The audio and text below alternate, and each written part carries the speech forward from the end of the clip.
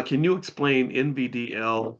Yeah, NVDL is also, Natasha, that's another leverage ETF in NVIDIA. There are lots of, for stocks that are not so exciting or don't have as much volatility as people want. It's like, it's like spicing up food. It's like somebody saying this chicken's a little dry, let me put some seasoning on it.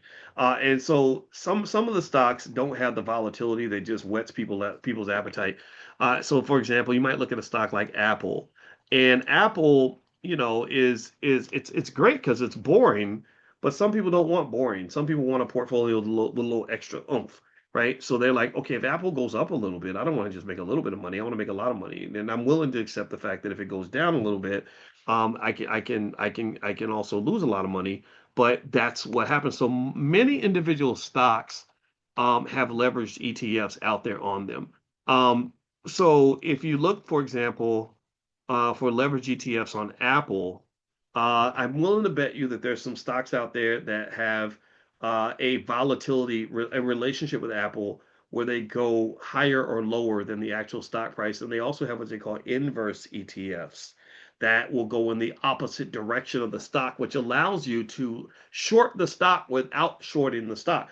So instead of shorting, which shorting means you sell it first and you buy it back later, instead of shorting, what you're actually doing is you're just buying this asset that has what is called a negative correlation with the actual stock. So if you like Apple and you want Apple shoved down your throat, meaning like you want extra Apple, you can buy, there's one ticker symbol AAPU. And what that does is for every 1% movement in the price of Apple, this moves by 2%. So if I have a thesis, let's say that, okay, the market's dipping, I'm okay with buying the dip. I'm willing to ride through this storm.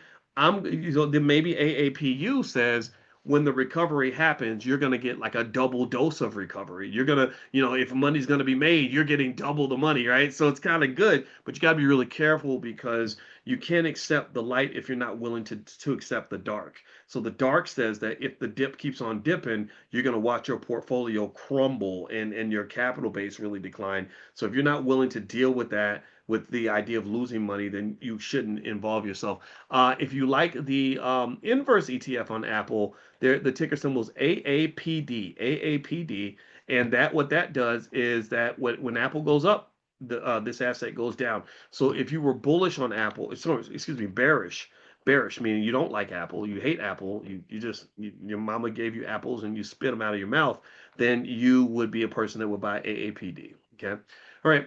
And most stocks have these leveraged ETFs that are associated with them.